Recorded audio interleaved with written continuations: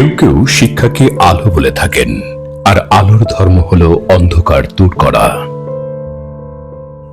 আলো বিতরণের জন্যই হোক আর নিজ স্বার্থেই হোক, 1873 সালে উত্তরবঙ্গ অঞ্চলে এক মহা বিপ্লব সংঘটিত হয়েছিল।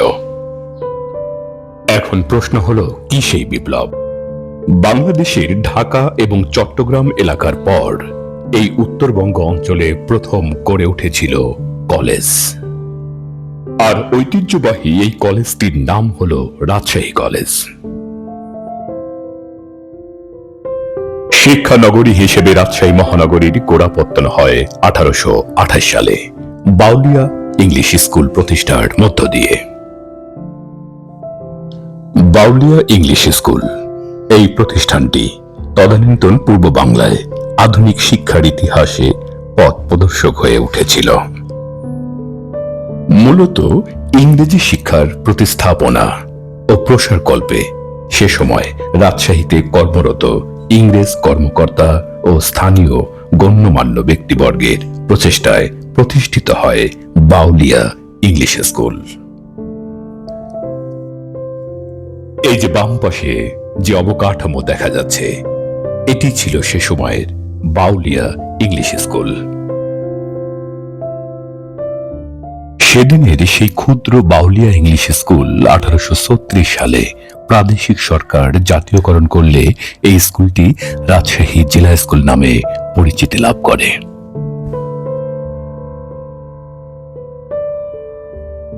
বর্তমানে এই বিদ্যালয়টি রাজশাহী কলেজিয়েট স্কুল হিসাবে পরিচিত। তাহলে একসময়ে রাজশাহী জেলা স্কুল, যেটি বর্তমানে রাজশাহী কলেজিয়েট স্কুল হিসেবে পরিচিত। এই স্কুলের ছাত্রদের উচ্চতর শিক্ষার জন্য একটি কলেজ প্রতিষ্ঠার প্রয়োজনীয়তা দেখা দেওয়ায় রাজশাহী অঞ্চলের অধিকাংশ বিশিষ্ট নাগরিকদের সমন্বিত প্রচেষ্টা ও আবেদনের প্রেক্ষিতে 1873 সালে জেলা স্কুলকে উচ্চ মাধ্যমিক কলেজের মর্যাদা দেয়া হয় এবং ওই বছরই 5 জন হিন্দু এবং 1 জন মুসলমান ছাত্র সহ মাত্র 6 জন ছাত্র নিয়ে কলেজিয়েট স্কুলের সঙ্গে চালু হয় উচ্চ মাধ্যমিক শ্রেণীর সমমানের FA ফার্স্ট আর্টস কোর্স। 1878 সালে এই কলেজকে প্রথম গ্রেড মর্যাদা দেওয়া হয় এবং রাজশাহী কলেজ নামে নামকরণ করার সাথে সাথে একে কলকাতা বিশ্ববিদ্যালয়ের অধিভুক্ত করে এখানে BA কোর্স চালু করা হয় এবং উত্তরবঙ্গের সর্বপ্রথম সর্বশ্রেষ্ঠ কলেজ হিসেবে প্রতিষ্ঠিত হয় এই অঞ্চলের শ্রেষ্ঠ কলেজ রাজশাহী কলেজ। রাজশাহী শহরে পাশ্চাত্য শিক্ষা বিস্তারে ভূস্বামী রাজা, জমিদার এবং বিত্তশালীদের ভূমিকা ছিল উল্লেখ করার মতো। এদের মধ্যে দুবলাহাটির জমিদার হরনাথ রায় চৌধুরী, দীঘাপতিয়ার রাজা প্রমোদনাথ রায়, রাজা প্রমোদ রায় ও বসন্ত রায়, উঠিয়ার রানী শরৎ সুন্দরী দেবী ও হেমন্ত কুমারী দেবী, বলিহারির কুমার শরবিন্দু রায়, খান বাহাদুর এমাদউদ্দিন আহমেদ, কিমিয়া ই সাদাত এর অনুবাদক মির্জা মোহাম্মদ ইউসুফ আলী, হাজি লাল মোহাম্মদ, নাটোরের জমিদার পরিবারের খান বাহাদুর রশিদ খান চৌধুরী, খান বাহাদুর এরশাদ আলী খান চৌধুরী ও বঙ্গীয় আইন পরিষদের deputy speaker barrister Ashraf Ali Khan Chowdhury ছিলেন অগ্রগণ্য। এছাড়া নাটোরের খান চৌধুরী পরিবার রাজশাহী শহরের হেতেমখা এলাকায় তাদের পারিবারিক বাসস্থান চৌধুরী লজ, রাজশাহী কলেজে অধ্যয়নরত প্রায় 20 জন গরিব মুসলমান ছাত্রীর জন্য বিনা ভাড়ায় থাকা ও খাওয়ার ব্যবস্থা করেন। তদানীন্তন পশ্চাৎপদ মুসলমান সমাজের শিক্ষার উন্নয়নে তাদের এই ভূমিকা ছিল তাৎপর্যপূর্ণ। ব্রিটিশ স্থাপত্য শৈলীতে নির্মিত প্রশাসনিক ভবন, যার নির্মাণকাল 1884 খ্রিস্টাব্দ। 1875 সালে প্রথম ব্যাচের এফএ পরীক্ষায় উপস্থিত ছাত্রদের মধ্যে মাত্র 2 জন পাশ করেছিল। সরকার কলেজটি উঠিয়ে দিতে চেয়েছিল, কিন্তু রাজশাহী অ্যাসোসিয়েশনের শক্ত প্রচেষ্টায় এই কলেজকে আপগ্রেড করে বিএ কোর্স প্রবর্তনের কার্যক্রম হাতে নেওয়া হয়। রাজশাহী অ্যাসোসিয়েশনের প্রতিষ্ঠাতা সভাপতি দীঘাপতিয়ার রাজা প্রমথনাথ রায় বাহাদুর রাজশাহী কলেজে ডিগ্রি কোর্স প্রবর্তনের জন্য রাজশাহী অ্যাসোসিয়েশনের মাধ্যমে সরকারকে 1,50,000 টাকা দেন, যার ফলে এই কলেজটি অক্টোবর 1877 সালে ডিগ্রি প্রোগ্রামের অনুমোদন পায় এবং 1878 সালে বিএ কোর্স চালু হয়। এফ.টি. ডাউডিং 1879 সালে অধ্যক্ষ হিসেবে এই কলেজে যোগদান করেন। খরস্রোতা পদ্মা নদীর উত্তরে হযরত শাহ মখদুমের মাজারের পূর্ব পাশে নির্মিত হয় অধ্যক্ষের দোতলা বাসভবন। এই ভবনটিতে উপমহাদেশের প্রখ্যাত শিক্ষাবিদগণ বসবাস করে গেছেন। ব্রিটিশ স্থাপত্য শৈলীতে নির্মিত ভবনটি এখনো স্বমহিমায় অক্ষত রয়েছে। 1873 সালে এপ্রিল মাসে মাত্র 6 জন ছাত্র নিয়ে যাত্রা শুরু করলেও অতি দ্রুত সব অনিশ্চয়তা ও প্রতিবন্ধকতাকে জয় করে কলেজটি দেখা পায় সোনালী ভবিষ্যতের।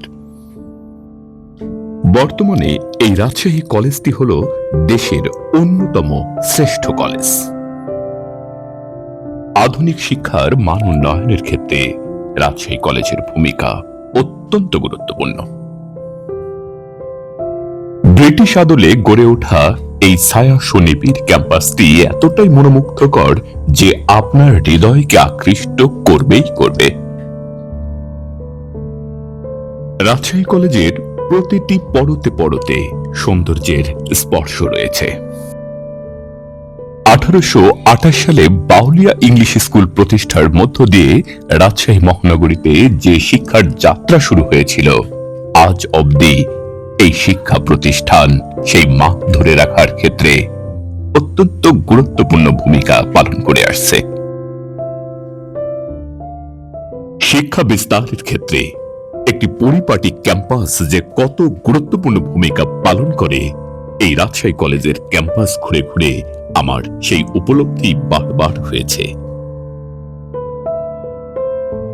যে কলেজ প্রতিষ্ঠার পেছনে অনেক মহামানব এবং মহীয়সী নারীর অক্লান্ত পরিশ্রম ছিল, অসাধারণ অবদান ছিল, তাদের সেই উদ্দেশ্য আজও সঠিকভাবে বাস্তবায়নের ক্ষেত্রে এই কলেজ কর্তৃপক্ষ অত্যন্ত অগ্রণী ভূমিকা পালন করে আসছে। সময়ের পরিবর্তনের সাথে সাথে রাজশাহী কলেজে গড়ে উঠেছে 5টি বিজ্ঞান ভবন। বিজ্ঞান মনস্ক মানসিকতা স্থাপন করার ক্ষেত্রে এই বিজ্ঞান ভবনগুলো অত্যন্ত গুরুত্বপূর্ণ ভূমিকা পালন করছে।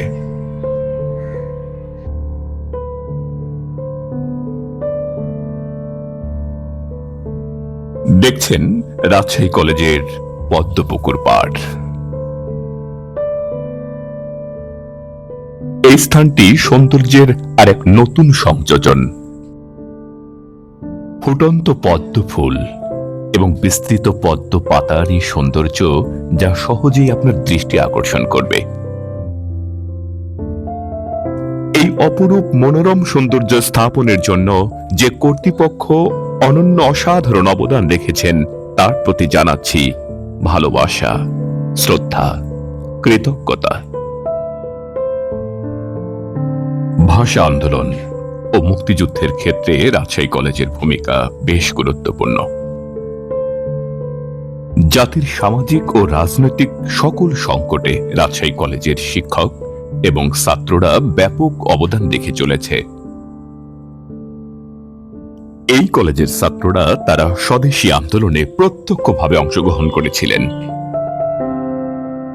1952 সালের 21শে ফেব্রুয়ারি ভাষা আন্দোলনকালে ঢাকায় ছাত্র হত্যাকাণ্ডের পরপরই রাজশাহী কলেজের শিক্ষক শিক্ষার্থীরা ভাষা আন্দোলনে যুক্ত হয় এবং ভাষা আন্দোলনকে উৎসর্গ করে শহীদদের স্মরণে একটি শহীদ মিনার নির্মাণ করেন, যাকে সম্ভবত দেশের প্রথম শহীদ মিনার মনে করা হয়। রাজশাহী কলেজের শিক্ষক এবং শিক্ষার্থীরা সক্রিয়ভাবে 1962 এবং 1969 সালের ছাত্র আন্দোলনে অংশগ্রহণ করেন। বাংলাদেশের স্বাধীনতা যুদ্ধে তারা বিপুল সংখ্যায় যোগ দিয়ে সাহস ও বীরত্বের সঙ্গে যুদ্ধ করে দেশ স্বাধীন করতে সহায়তা করেন। পরিশেষে রাজশাহী কলেজ কর্তৃপক্ষ এবং এই মায়া জাগানো ক্যাম্পাসের প্রতি ভালোবাসা জ্ঞাপন করে আজকের মতো উত্তরবঙ্গের অন্যতম শিক্ষা প্রতিষ্ঠান এবং শ্রেষ্ঠ বিদ্যাপীঠ রাজশাহী কলেজ থেকে বিদায় নিচ্ছি। সবাই ভালো থাকবেন। খোদা হাফেজ।